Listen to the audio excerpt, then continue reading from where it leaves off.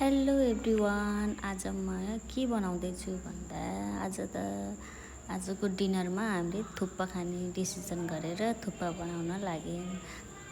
Chicken thukpa बनाउनलाई पहिला नुडल्सलाई ready बनाएँ अनि त्यहाँबाट चना आलुको झोल मजाले झोल हालेर बनाएको छु। अनि साइडमा चिकनलाई फ्राई गरेको छु। ल हेर्नु है त, यस्तो राम्रो देखिएको, यति मिठो बनेको छ थुक्पा।